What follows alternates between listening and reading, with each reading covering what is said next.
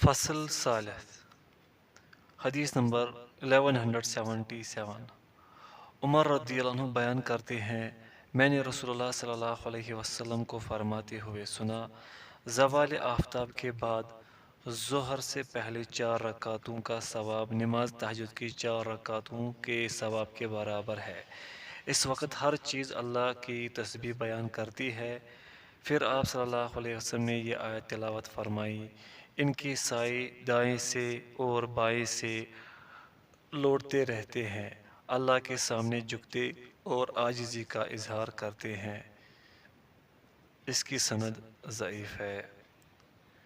حدیث نمبر 1178۔ عائشہ رضی اللہ عنہا بیان کرتی ہیں، رسول اللہ صلی اللہ علیہ وسلم نے عصر کے بعد 2 رکعتیں میرے ہاں کبھی ترک نہیں کی۔ بخاری مسلم۔ اور صحیح بخاری کی روایت میں ہے، انہوں نے فرمایا، اس ذات کی قسم جس نے آپ صلی اللہ علیہ وسلم کو وفا دی، آپ نے زندگی بھر یہ 2 رکعتیں نہیں چھوڑے۔ متفق علیہ۔ حدیث نمبر 1179۔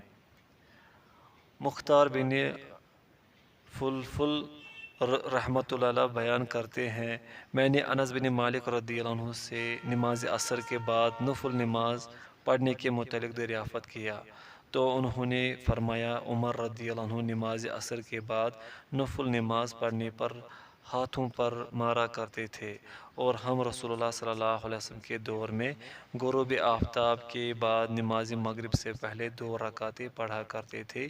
راوی کہتے ہیں، میں نے ان سے پوچھا، رسول اللہ صلی اللہ علیہ وسلم انہیں پڑھا کرتے تھے؟ انہوں نے فرمایا، آپ صلی اللہ علیہ وسلم ہمیں انہیں پڑھتے دیکھا کرتے تھے، لیکن آپ نے ہمیں حکم فرمایا نہ منع فرمایا۔ رواہ مسلم۔ حدیث نمبر 1180۔ انس رضی اللہ عنہ بیان کرتے ہیں، ہم مدینہ میں تھے، جب مؤذن نماز مغرب کے لیے اذان کہتا تو صحابہ ستونے کی طرف دوڑتے اور 2 رکعتیں پڑھتے، حتیٰ کہ کوئی اجنبی شخص مسجد میں آتا تو وہ ان رکعتوں کو پڑھنے والوں کی کثرت دیکھ کر سمجھتا کہ نماز ہو چکی ہے۔ رواہ مسلم۔ حدیث نمبر 1181۔ مرثد بن عبداللہ رحمۃ اللہ علیہ بیان کرتے ہیں، میں عقبہ جوہنی رضی اللہ عنہ کے پاس آیا تو میں نے کہا، کیا بنو تمیم کے متعلق میں تمہیں تعجب انگیز بات نہ بتاؤں کہ وہ نماز مغرب سے پہلے 2 رکعتیں پڑھتے ہیں؟ تو عقبہ رضی اللہ عنہ نے فرمایا، ہم بھی رسول اللہ صلی اللہ علیہ وسلم کے دور میں اس پر عمل پیرا تھے۔ میں نے کہا، اب تمہیں کون سی چیز مانع ہے؟ انہوں نے فرمایا، مشغولیت۔ اس کی سند صحیح ہے۔ اس کی سند رواہ البخاری۔ حدیث نمبر 1182۔ کعب بن عجرہ رضی اللہ عنہ بیان کرتے ہیں کہ نبی صلی اللہ علیہ وسلم بنو عبد الاشحل قبیلے کے مسجد میں تشریف لائے تو آپ نے وہاں نماز مغرب ادا کی۔ جب وہ نماز پڑھ چکے تو آپ صلی اللہ علیہ وسلم نے اس کے بعد انہیں نوافل پڑھتے ہوئے دیکھا تو فرمایا، یہ گھروں میں پڑھی جانے والی نماز ہے۔ ابو داؤد، ترمذی اور نسائی کی روایت میں ہے، لوگ کھڑے ہو کر نفل پڑھنے لگے تو نبی صلی اللہ علیہ وسلم نے فرمایا، تم یہ نماز گھروں میں پڑھا کرو۔ اس کی سند حسن ہے۔ حدیث نمبر 1183۔ ابن عباس رضی اللہ عنہما بیان کرتے ہیں، رسول اللہ صلی اللہ علیہ وسلم مغرب کے بعد 2 رکعتوں میں قرات لمبی کیا کرتے تھے، حتیٰ کہ نمازی چلے جاتے۔ یہ روایت حسن ہے۔ حدیث نمبر 1184۔ مکحول رحمۃ اللہ سے روایت ہے کہ رسول اللہ صلی اللہ علیہ وسلم نے فرمایا، جو شخص مغرب کے بعد کلام کرنے سے پہلے 2 رکعتیں پڑھتا ہے اور ایک دوسری روایت میں ہے 4 رکعتیں پڑھتا ہے تو اس کی نماز علیین میں بلند کی جاتی ہے۔ یہ روایت مرسل ہے۔ یہ حدیث اس کی سند ضعیف ہے۔ حدیث نمبر 1185، حذیفہ رضی اللہ عنہ سے بھی اسی طرح مروی ہے، انہوں نے اضافہ نقل کیا ہے، آپ صلی اللہ علیہ وسلم فرمایا کرتے تھے، مغرب کے بعد 2 رکعتیں پڑھنے میں جلدی کیا کرو، کیونکہ وہ فرض نماز کے ساتھ بلند کی جاتی ہے۔ یہ دونوں روایتیں رضی نے روایت کی ہے، بیہقی نے حذیفہ رضی اللہ عنہ سے مروی زائد الفاظ شعب الایمان میں اسی طرح روایت کیے ہیں۔ اس کی سند ضعیف جداً ہے۔ حدیث نمبر 1186، عمر بن عطا رحمۃ اللہ بیان کرتے ہیں کہ نافع بن جبیر نے انہیں صاحب کے پاس بھیجا تاکہ وہ ان سے اس چیز کے متعلق پوچھے جو معاویہ رضی اللہ عنہ نے ان سے دوران نماز دیکھی۔ صاحب رضی اللہ عنہ نے فرمایا، ہاں میں نے معاویہ رضی اللہ عنہ کے ساتھ مقصورہ حکام کے لیے خاص کمرہ میں نماز جمعہ ادا کی۔ جب امام نے سلام پھیرا تو میں نے اپنی اسی جگہ کھڑے ہو کر نماز شروع کر دی۔ جب وہ اپنے گھر تشریف لے گئے تو انہوں نے میری طرف پیغام بھیجتے ہوئے فرمایا، آئندہ ایسے نہ کرنا، تم نے ایسے کیوں کیا؟ جب تم نماز جمعہ پڑھ لو تو پھر تم کلام کر لینے یا وہاں سے چلے جانے تک کوئی نماز نہ پڑھو، کیونکہ رسول اللہ صلی اللہ علیہ وسلم نے ہمیں حکم فرمایا تھا کہ ہم فرض نماز کے ساتھ کوئی نفل نہ ملائے حتیٰ کہ ہم بات چیت کر لیں یا وہاں سے کہیں اور چلے جائے۔ رواہ مسلم۔ حدیث نمبر 1187، عطا رحمۃ اللہ بیان کرتے ہیں، جب ابن عمر رضی اللہ عنہما مکہ میں نماز جمعہ ادا فرماتے تو تھوڑا سا آگے بڑھ کر 2 رکعتیں پڑھتے، پھر آگے بڑھ کر 4 رکعتیں پڑھتے، اور جب مدینہ میں ہوتے تو جمعہ پڑھ کر اپنے گھر تشریف لے جاتے اور 2 رکعتیں پڑھتے اور مسجد میں نہ پڑھتے۔ جب ان سے پوچھا گیا تو انہوں نے فرمایا، رسول اللہ صلی اللہ علیہ وسلم ایسے ہی کیا کرتے تھے۔ ابو داؤد اور ترمذی کی ایک روایت میں ہے، انہوں نے بیان کیا، میں نے ابن عمر رضی اللہ عنہما کو دیکھا کہ انہوں نے جمعہ کے بعد 2 رکعتیں پڑھی، پھر اس کے بعد 4 رکعتیں پڑھے۔ اس کی سند صحیح ہے۔ باب نماز تہجد کا بیان، فصل اول۔ حدیث نمبر 1188، عائشہ رضی اللہ عنہ بیان کرتی ہیں، نبی صلی اللہ علیہ وسلم نماز عشاء سے فارغ ہو کر طلوع فجر تک 11 رکعتیں پڑھا کرتے تھے۔ آپ ہر 2 رکعت کے بعد سلام پھیرتے تھے اور 1 رکعت وتر پڑھتے تھے۔ آپ اس میں اتنا لمبا سجدہ فرماتے کہ آپ کے سر اٹھانے سے پہلے کوئی شخص 50 آیات کی تلاوت کر لیتا۔ جب مؤذن نماز فجر کی اذان سے فارغ ہو جاتا اور فجر واضح ہو جاتی تو آپ ہلکی سی 2 رکعتیں پڑھتے اور پھر دائیں پہلو پر لیٹ جاتے حتیٰ کہ مؤذن حاضر خدمت ہو کر اقامت کے لیے درخواست کرتا تو آپ صلی اللہ علیہ وسلم نماز پڑھانے کے لیے تشریف لے جاتے۔ متفق علیہ۔ حدیث نمبر 1189، عائشہ رضی اللہ عنہ بیان کرتی ہیں، جب نبی صلی اللہ علیہ وسلم فجر کے 2 رکعتیں پڑھ لیتے تو اگر میں بیدار ہوتی تو آپ مجھ سے بات وغیرہ کر لیتے ورنہ لیٹ جاتے۔ رواہ مسلم والبخاری۔ حدیث نمبر 1190، عائشہ رضی اللہ عنہ بیان کرتی ہیں، جب نبی صلی اللہ علیہ وسلم فجر کی 2 رکعتیں پڑھ لیتے تو آپ اپنے دائیں پہلو پر لیٹ جاتے تھے۔ متفق علیہ۔ عائشہ رضی اللہ عنہ بیان کرتی ہیں، نبی صلی اللہ علیہ وسلم رات کو وتر اور فجر کی 2 رکعتوں سمیت 13 رکعت نماز تہجد پڑھا کرتے تھے۔ رواہ مسلم والبخاری۔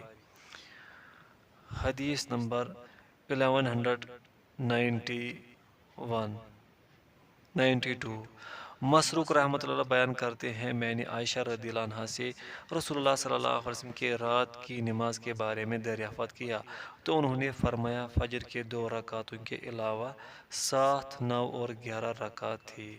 رواہ البخاری۔ حدیث نمبر 1193، عائشہ رضی اللہ عنہ بیان کرتی ہیں جب نبی صلی اللہ علیہ وسلم نماز تہجد کے لیے رات کو کھڑے ہوتے تو آپ 2 ہلکے رکعتوں سے اپنی نماز کا افتتاح کیا کرتے تھے۔ رواہ مسلم۔ حدیث نمبر 1194۔ ابو ہریرہ رضی اللہ عنہ بیان کرتے ہیں رسول اللہ صلی اللہ علیہ وسلم نے فرمایا جب تم میں سے کوئی رات کو قیام کرے تو 2 ہلکے رکعتوں سے آغاز کرے۔ رواہ مسلم۔ حدیث نمبر 1195۔ ابن عباس رضی اللہ عنہما بیان کرتے ہیں میں نے اپنی خالہ میمونہ رضی اللہ عنہا کے ہاں ایک رات بسر کی جبکہ نبی صلی اللہ علیہ وسلم ان کے ہاں تھے۔ رسول اللہ صلی اللہ علیہ وسلم نے اپنے اہل خانہ کے ساتھ کچھ دیر بات چیت کی اور پھر سو گئے۔ جب آخری تہائی رات یا کچھ رات باقی رہ گئی تو آپ اٹھ کر بیٹھ گئے اور آسمان کی طرف نظر اٹھا کر یہ آیت تلاوت فرمائی، بے شک زمین و آسمان کی تخلیق میں اور شب و روز کے آنے جانے میں عقل مندوں کے لیے نشانیاں ہیں، حتیٰ کہ آپ نے سورت مکمل فرمائی۔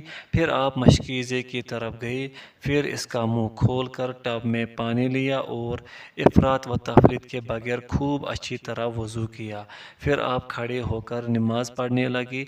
میں بھی کھڑا ہوا اور وضو کر کے آپ کی بائیں جانب کھڑا ہو گیا۔ آپ نے مجھے کان سے پکڑ کر گھما کر اپنی دائیں جانب کر لیا۔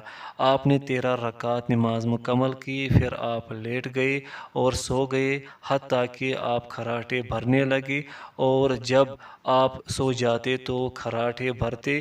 پھر بلال نے آپ صلی اللہ علیہ وسلم کو نماز کی اطلاع دی، بس آپ نے اور وضو نہ کیا اور آپ یہ دعا کیا کرتے تھے، اے اللہ میرے دل میں، میری آنکھوں میں، میرے کانوں میں، میرے دائیں، میرے بائیں، میرے اوپر، میرے نیچے، میرے آگے اور میرے پیچھے اور میرے لیے نور کر دے۔ اور ان میں سے بعض نے یہ اضافہ نقل کیا ہے، میری زبان میں نور کر دے، اور یہ بھی ذکر کیا ہے، میرے پٹھے گوشت، میرا خون، میرے بال اور میرا بدن نورانی بنا دے۔ اور صحیحین کی روایت میں ہے، اور میرے نفس میں نور اور بہت ہی نور بخش۔ اور ایک دوسری روایت میں جو مسلم میں ہے، اے اللہ تو مجھے نور عطا فرما۔ متفق علیہ۔ حدیث نمبر 1196۔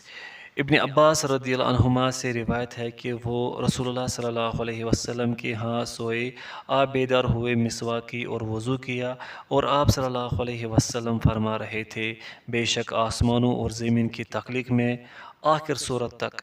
پھر آپ کھڑے ہوئے، 2 رکعتیں پڑھی، ان میں قیام اور رکوع و سجود لمبا کیا، پھر آپ آ کر سو گئے حتیٰ کہ آپ کھراٹے بھرنے لگے۔ پھر آپ نے 3 مرتبہ ایسے کرتے ہوئے 6 رکعتیں پڑھی۔ آپ ہر مرتبہ مسواک کرتے، وضو کرتے اور ان آیات کی تلاوت فرماتے تھے۔ پھر آپ صلی اللہ علیہ وسلم نے 3 وتر پڑھے۔ رواہ مسلم۔ حدیث نمبر 1197۔ زید بن خالد جوہنی رضی اللہ عنہ سے روایت ہے کہ انہوں نے فرمایا، میں آج رات رسول اللہ صلی اللہ علیہ وسلم کی نماز تہجد ملاحظہ کروں گا۔ آپ صلی اللہ علیہ وسلم نے 2 ہلکی سی رکعتیں پڑھی، پھر 2 رکعتیں بہت ہی لمبی پڑھی، پھر 2 رکعتیں پڑھی جو پہلی 2 سے قدرے مختصر تھی، پھر 2 رکعتیں ان سے کچھ کم لمبی پڑھی، پھر 2 رکعتیں ان سے کم لمبی پڑھی، پھر آپ نے وتر پڑھا، یہ 13 رکعتیں ہوئی۔ امام مسلم رحمۃ اللہ علیہ نے زید رضی اللہ عنہ کا یہ قول، آپ نے 2 رکعتیں پڑھی اور وہ پہلے 2 سے قدر مختصر تھی، 4 مرتبہ ذکر کیا ہے، اور صحیح مسلم میں اور افراد مسلم میں، کتاب الحمیدی اور موطا مالک، سنن ابی داؤد اور جامع الاصول میں اسی طرح مذکور ہے۔ رواہ مسلم۔ حدیث نمبر 1198۔ عائشہ رضی اللہ عنہ بیان کرتی ہیں جب رسول اللہ صلی اللہ علیہ وسلم عمر رسیدہ اور بوجھل ہو گئے تو آپ زیادہ تر بیٹھ کر نماز پڑھا کرتے تھے۔ متفق علیہ۔ حدیث نمبر 1199۔ عبداللہ بن مسعود رضی اللہ عنہ بیان کرتے ہیں، میں ان ایک جیسی اور صورتوں کو جانتا ہوں جنہیں نبی صلی اللہ علیہ وسلم ملا کر پڑھا کرتے تھے۔ انہوں نے عبداللہ بن مسعود رضی اللہ عنہ کی تعلیف کردہ قرآن حکیم کے مطابق کی شروع والی صورتوں میں سے 20 صورتوں کا ذکر کیا۔ یہ 2 صورتیں آپ صلی اللہ علیہ وسلم ایک رکعت میں پڑھا کرتے تھے۔ ان میں سے آخری 2 صورتیں حامیم، الدخان اور عما یتساءلون ہیں۔ متفق علیہ۔ فصل ثانی، حدیث نمبر 1200۔ حذیفہ رضی اللہ عنہ سے روایت ہے کہ انہوں نے نبی صلی اللہ علیہ وسلم کو تہجد پڑھتے ہوئے دیکھا۔ آپ نے 3 بار اللہ اکبر کہا اور پھر دعا پڑھی۔ وہ بادشاہت، قہر و غلبے اور کبریائی و عظمت والا ہے۔ پھر آپ نے دعائے استفتاح پڑھی اور پھر سورہ بقرہ پڑھی۔ پھر آپ نے رکوع کیا تو آپ کا رکوع قیام کی طرح طویل تھا۔